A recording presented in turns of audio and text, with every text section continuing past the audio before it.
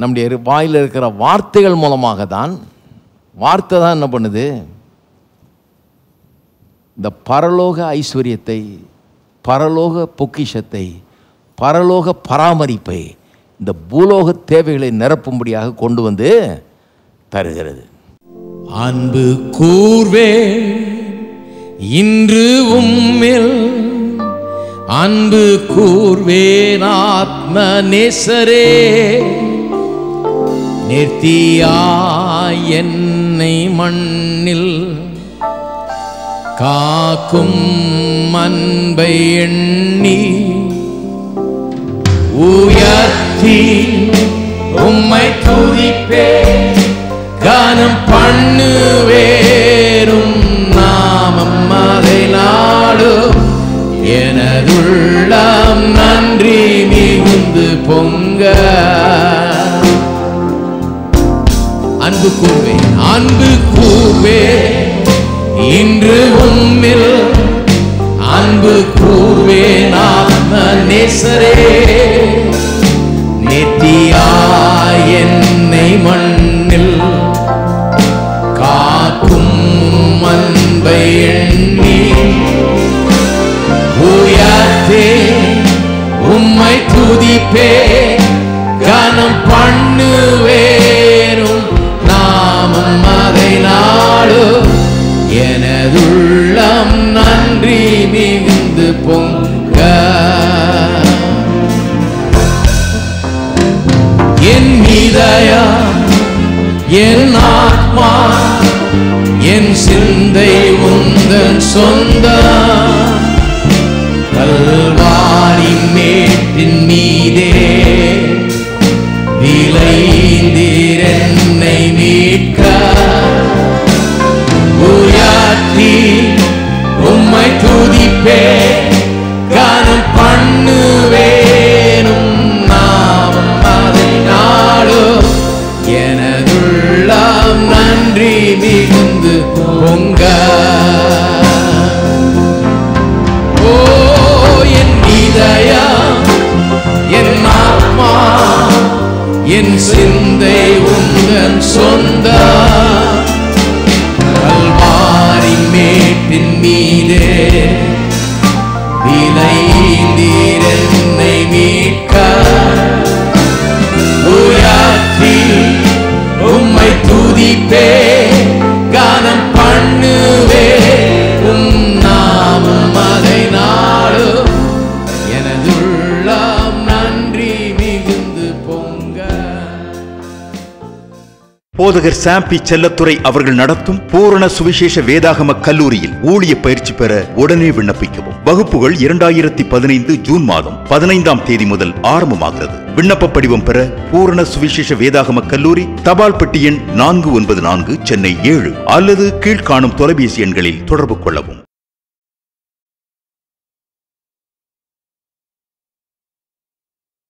எப்படி மனுஷனை உண்டாக்குனாரு? அவனையும் தம்முடைய வார்த்தையினால் தான் உண்டாக்குனாரு. அவர் என்ன சொன்னாரோ அது அப்படியே ஆயிற்று. அவர் மனுஷன் எப்படி இருக்கணும்னு சொன்னாரு, இன்னைக்கு மனுஷன் அப்படித்தான் இருக்கிறான். அப்படித்தான் உண்டாக்குனார், அப்படிதான் உண்டாக்கப்பட்டான் மனுஷன். அப்படி உண்டாக்கப்பட்ட மனுஷன் தேவனை போலவே இருக்கான் பாருங்க. தேவன் அப்படிப்பட்டவர், பலுகி பெருகி நிரப்பி ஆண்டு கொள்ளக்கூடியவர், எல்லாத்தையும் கீழ்ப்படுத்தி ஆண்டு கொள்ளக்கூடியவர். அப்படிப்பட்ட ஒரு தன்மை உடையவர். அவரை போலவே அவன் இருக்கிறான். பாவம் செய்த போது மனுஷன் விழுந்து போனான் பாருங்க. விழுந்து போய் எல்லாத்தையும் கெடுத்து போட்டான். தேவன் உண்டாக்கின அந்த சிருஷ்டிப்பு இப்போ கெட்டு போச்சு. கெட்டு போன உடனே மறுபடியும் தேவன் இதெல்லாம் ரிப்பேர் ஆயிடுச்சு. இப்போ அது சரிப்படுத்துறதுக்கு எங்கே போகிறாரு? எல்லாத்தையும் வார்த்தையினால் உண்டாக்குறபடினாலே இப்போ வார்த்தையை வச்சு தான் எல்லாத்தையும் திரும்ப அமைக்க வேண்டும்.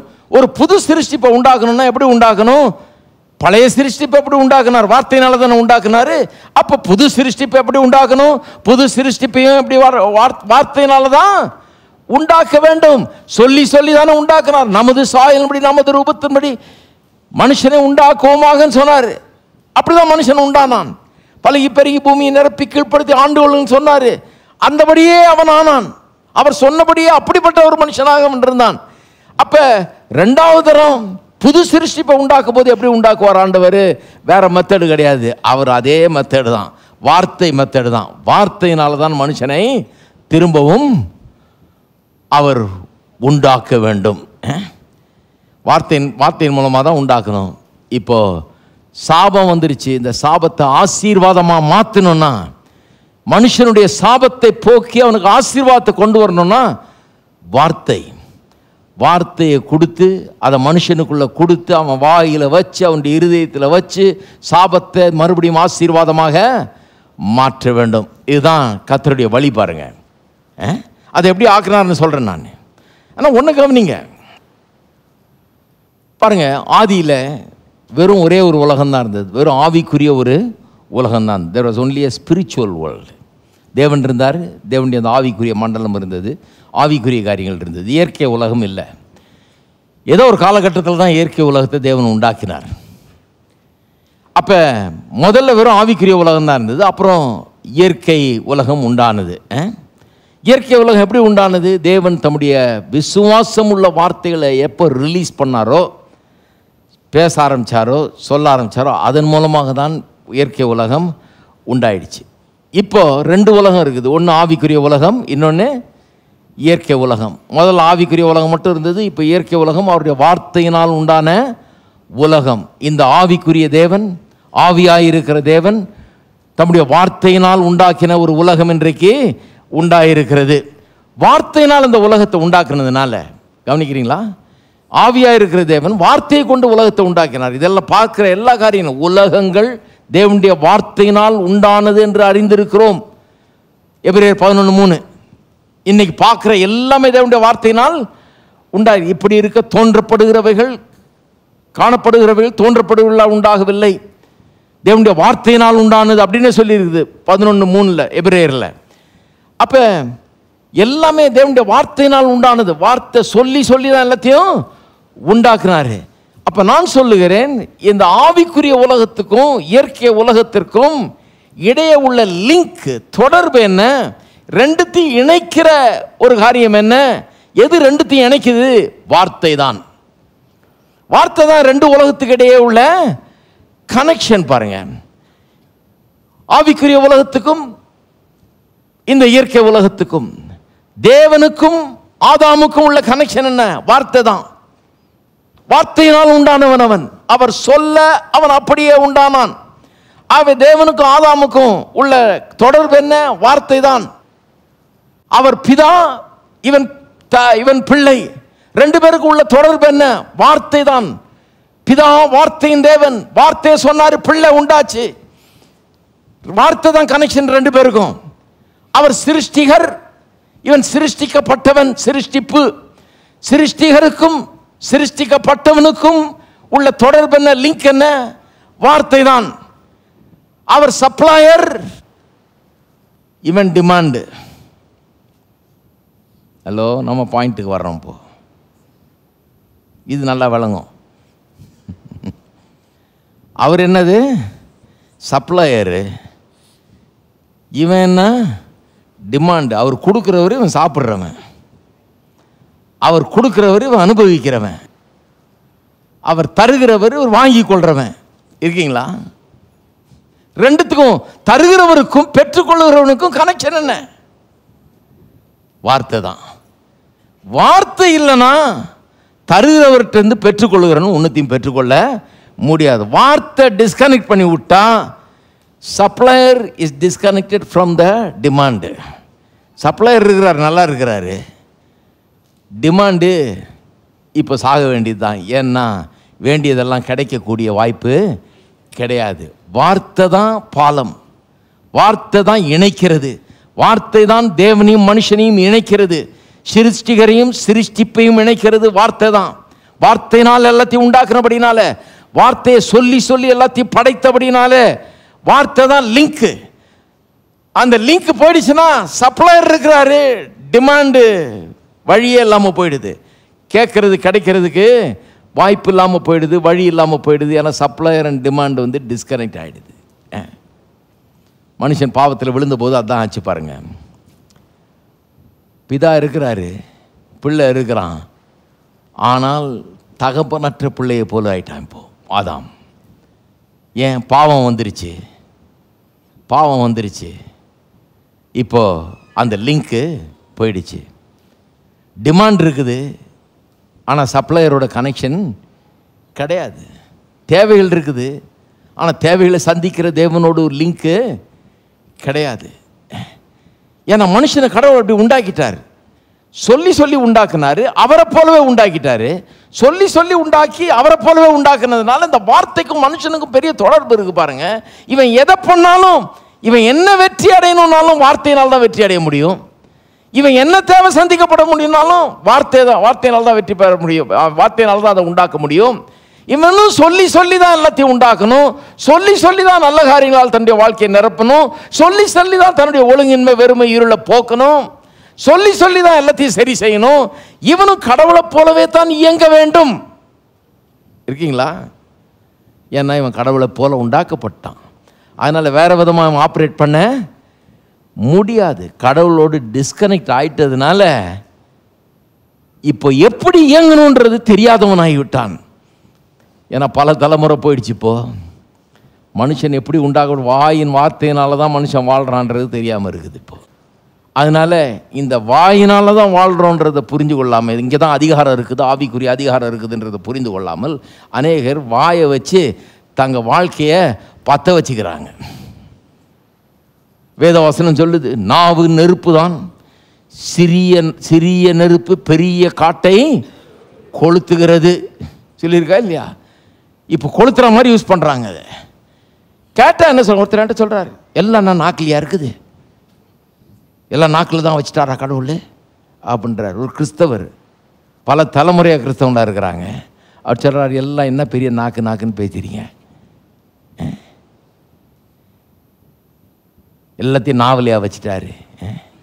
ஆமாம், நாக்கில் தான் வச்சார், மூக்கில் வைக்கல. நிறைய பேர் எல்லாம் உயிரையே மூச்சையே மூக்கில் தான் வச்சுட்டு போயிட்டாரு. இது மூச்சு மூணு போச்சுன்னா பட்டுன்னு போயிடுவோமாக்கும் அப்படின்னு கிடையாது. இந்த மூச்சை உட வைக்கிறது நாக்கு. மூக்கு ஒன்றும் இல்லை, நாக்கு தான் பெருசு. ஹலோ,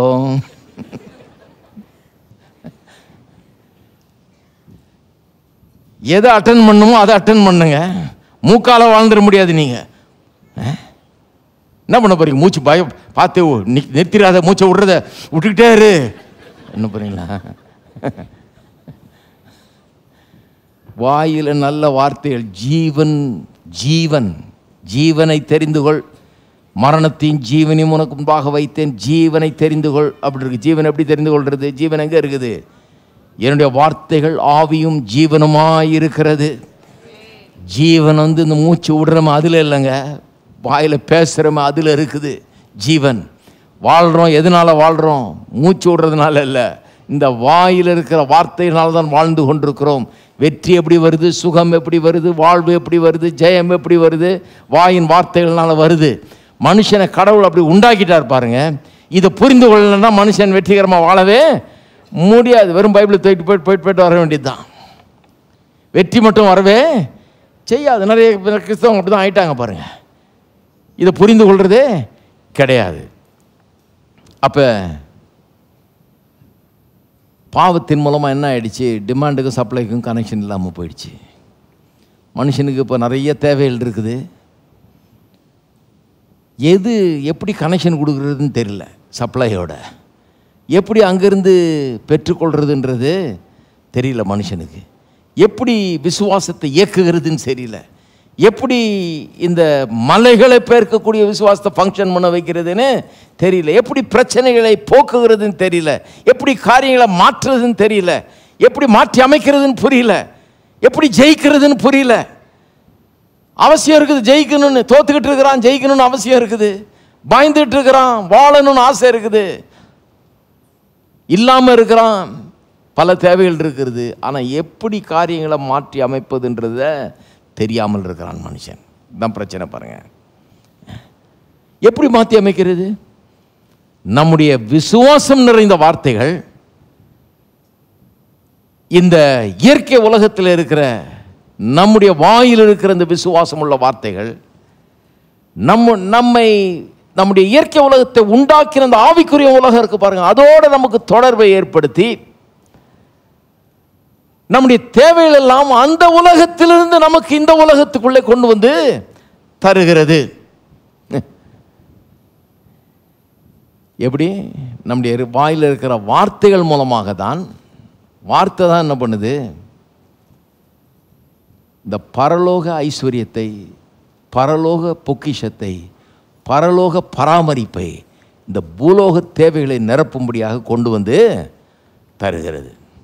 நம்பலன்னா பாருங்க, ஏசாயா 55ஆம் அதிகாரத்தை பாருங்க, அங்கே அப்படியே சொல்லியிருக்கு பாருங்க. 8, என் நினைவுகள் உங்களுடைய நினைவுகள் அல்ல, என் வழிகள் உன் வழிகளும் அல்லவென்று கர்த்தர் சொல்லுகிறார். என்ன சொல்றார்? அப்பா, என் நினைவுக்கும் உன் நினைவுக்கும் பெரிய வித்தியாசம் இருக்கு, உங்க வழிக்கும் என் வழிக்கும் பெரிய வித்தியாசம் இருக்குது. ஏன்? டிஸ்கனெக்ட், வார்த்தை கனெக்ஷன் போயிடுச்சு. அது எப்படி சரி பண்றாரு பாருங்க. பூமியை பார்க்கலும் வானங்கள் எப்படி உயர்ந்திருக்கிறதோ அப்படியே உங்கள் வழிகளை பார்க்கலும் என் வழிகளும், உங்கள் நினைவுகளை பார்க்கலும் என் நினைவுகளும் உயர்ந்திருக்கிறது சொல்றாரு. உன் வழிக்கும் என் வழிக்கும் ஒத்தே வராது, உன் நினைவுக்கும் என் நினைவுக்கும் ஏணி வச்சா கூட எட்டாது. என்னுடைய நினைவுகளும் வழிகளும் வானத்துக்கும் பூமி எவ்வளோ உயரம் இருக்குதோ அவ்வளோ உயரம் இருக்குது. உன்னுடைய லெவல் இங்கே இருக்குது, என் லெவல் அங்கே இருக்குது. உன்னால் என் லெவலுக்கு திங்க் பண்ணவே முடியலன்றாரு. என்ன மாதிரி நீ யோசிக்கவே முடியல, எல்லாம் முடியுன்ற யோசனை வரமாட்டேங்குது. நான் பலவான்ற யோசனை வரமாட்டேங்குது, ஜெயத்தின் யோசனை வரமாட்டேங்குது. ஏன்னா உன்னுடைய நினைவுகள் வேற மாதிரி இருக்கு, உன் வழி வேற மாதிரி இருக்கு. ஏன்னா வார்த்தையோட உள்ள கனெக்ஷன் போயிடுச்சுன்றாரு. என் வழிகள் நினைவுகள்லாம் உயர்ந்ததாக இருக்குது, வானத்துக்கும் பூமிக்கு எவ்வளோ உயரமோ அவ்வளோ உயரம் இருக்குது அப்படிங்கிறார். அப்புறம் சொல்கிறாரு, மாரியும் உறைந்த மழையும், அதாவது மழையும் பனியும் வானத்திலிருந்து இறங்கி அவ்விடத்துக்கு திரும்பாமல் பூமியை நனைத்து அதில் முளை கிளம்பி விளையும்படி செய்து விதைக்கிறவனுக்கு விதையும் புசிக்கிறவனுக்கு ஆகாரத்தையும் கொடுக்கிறது எப்படியோ அப்படியே என் வாயிலிருந்து புறப்படும் வசனமும் இருக்கும். இந்த கேப் எப்படி சரி பண்றது? இந்த வித்தியாசத்தை எப்படி சரி பண்றது? அது சொல்றாரு, மழையும் பனியும் வானத்திலிருந்து பெய்து பூமியை நனைக்கிறது போல என்னுடைய வார்த்தைகளை நான் அனுப்புகிறேன். என் வார்த்தை உன்னுடைய உள்ளத்தை நனைக்கக்கூடிய மழையை போல பனியை போல இருக்குது. என் வார்த்தையை அனுப்புகிறேன். மழையும் பனியும் எப்படி பூமியை நனைக்கிறதோ அதை பற்றி சொல்லும்போது இப்படி சொல்றாரு பாருங்க. மழையும் பனியும் வானத்திலிருந்து இறங்கி அவ்விடத்துக்கு திரும்பாமல், வானத்திலிருந்து இறங்கி போயிடுறது இல்லை, அப்படியே ஒரு வேலையை செய்யுது. மழை வர்றதுக்கு ஒரு நோக்கம் இருக்குது, பனி பெய்யறதுக்கு ஒரு நோக்கம் இருக்குது. அந்த நோக்கத்தை நிறைவேற்றாமல் அது திரும்புறது கிடையாது, அதை செஞ்சு முடிச்சுட்டு தான் திரும்புது. என்ன நோக்கம்? அது என்னத்தை செய்யுது? பூமி நனைத்து அது முளை கிளம்பி விளையும்படி செய்து விதைக்கிறவனுக்கு விதையும் புசிக்கிறவனுக்கு ஆகாரத்தையும் கொடுக்கிறது எப்படியோ. மழையும் பனியும் வந்துச்சுன்னா சும்மா திரும்பாதுன்றாரு. பூமியை நனைச்சு முளையை கிளம்ப வச்சு விளையும்படி செய்து விதைக்கிறவனுக்கு விதை புசிக்கிறவனுக்கு ஆகாரம்னு எல்லா வீட்லையும் சாப்பாடு இருக்கிற வரைக்கும் விடாது அந்த மழை. ஹலோ, அந்த பனி வந்த நோக்கத்தை நிறைவேற்றாம சும்மா திரும்பாதுன்றாரு. வந்துச்சுன்னா என்ன பண்ணும்? பூமியை நனைத்து முளை கிளம்பி விதைக்கிறவனுக்கு விதை புசிக்கிறவனுக்கு ஆகாரம் எல்லாம் உண்டாகிற வரைக்கும் அது தான் வேலையை முடிக்கிறது இல்லை. கண்டிப்பாக அதை முடிக்காம திரும்பாதுன்ற. அப்படியே என் வாயிலிருந்து புறப்படும் வசனமும் இருக்கும்னு சொல்லிட்டு அதையும் இப்படியே சொல்றாரு. அது வெறுமையாய் என்னிடத்தில் திரும்பாமல். மழை திரும்பாதான், பனியும் திரும்பாதான், சும்மா வந்துட்டு அப்படியே போயிடாதான், ஒன்றும் செய்யாமல். சும்மா ஒன்றும் கொட்டல மழை, சும்மா ஒன்றும் பெய்யல பனி, ஒரு நோக்கத்தோடு பெய்யுது. பெஞ்சதுன்னா முளை கிளம்பும், விதைக்கிறவனுக்கு விதை உண்டாகும், புசிக்கிறவனுக்கு ஆகாரம் உண்டாகும், விளைச்சல் உண்டாகும், விடாது, கண்டிப்பாக அது வேலையை நடத்தும். அதுபோல என் வசனம் பண்ணுன்றாரு. வந்துச்சுன்னா சும்மா திரும்பாது. எங்கள் இடத்துல என்ன பண்ணோம்?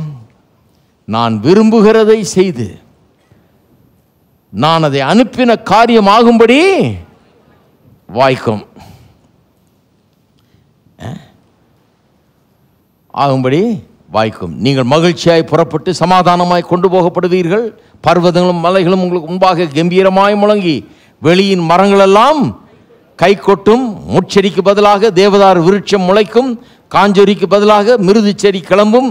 அது கர்த்தருக்கு கீர்த்தியாகவும் நிர்மூலமாகாத நித்திய அடையாளமாகவும் இருக்கும்.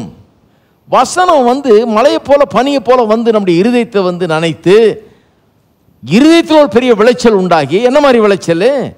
நல்ல காரியங்கள், சுகம், விடுதலை, சமாதானம், சந்தோஷம், மகிழ்ச்சி, வெற்றி, வாழ்வு எல்லாவற்றையும் உண்டாக்கி என்ன பண்ணுமா? எல்லா காரியங்களும் உண்டாக்கி. ஏன்னா அது உண்டாகும் போது கர்த்தருக்கு அது கீர்த்தி. எத்தனை பேர் நினைக்கிறீங்க நீங்கள் நல்லா இருக்கும்போது கர்த்தருக்கு அது கீர்த்தின்னு? நீங்கள் வாடி போயிருக்கும்போது கர்த்தருக்கு கீர்த்தியாது. பக்கத்து வீட்டுக்காரெல்லாம் பார், அவர் கிறிஸ்தவர், அவர் எப்படி இருக்கார் பார், நொந்து போயிருக்கிறார். கர்த்தருக்கு எது கீர்த்தி? நீங்கள் நல்லா பளபளன்றது தான் கர்த்தருக்கு கீர்த்தி.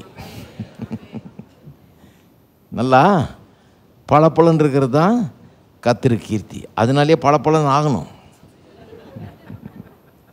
காஞ்சி தேஞ்சு போயிருக்கிறதெல்லாம் சரி பண்ணணும், பாலிஷ் கொடுக்கணும்.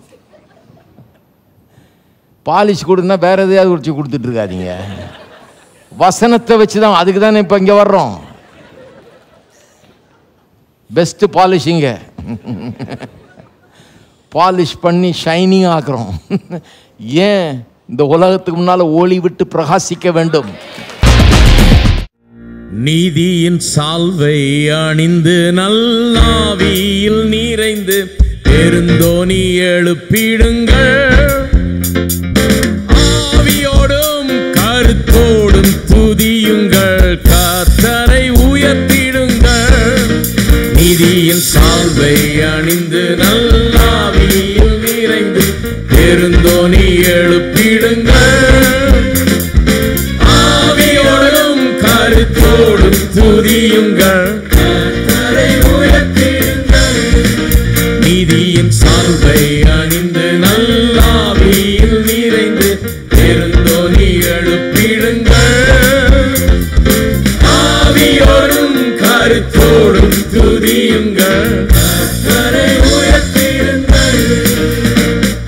மீட்படைந்தோர் களிப்போடே சீயோன் விரைந்திடுவார். நித்திய மகிழ்ச்சி நிலைக்கும், சஞ்சலம் தவிப்பும் ஓடிப்போம். மீட்படைந்தோர் களிப்போடே சீயோன் விரைந்திடுவார். நித்திய மகிழ்ச்சி நிலைக்கும், சஞ்சலம் தவிப்பும் ஓடிப்போம். நீதியின் சால்வை அணிந்து நல்லாவியில் நிறைந்து பெருந்தோனி எழுப்பிடுங்கள். ஆவியோடும் கருத்தோடும் துதியுங்கள், கர்த்தரை உயர்த்திடுங்கள். நீதியின் சால்வை அணிந்து நல்லாவியில் நிறைந்து பெருந்தோனி எழுப்பிடுங்கள். ஆவியோடும் கருத்தோடும் துதியுங்கள், கர்த்தரை உயர்த்திடுங்கள். தாழ்ந்த கரங்கள் எழும்ப, ஓய்ந்த தோணிகள் முழங்க, ஓய்வின்றி துதிகள் தேவனுக்கு அளிப்போம். சீயோன் மலையின் மீதிலே தாழ்ந்த கரங்கள் எழும்ப, ஓய்ந்த தோணிகள் முழங்க, ஓய்வின்றி துதிகள் தேவனுக்கு அளிப்போம். சீயோன்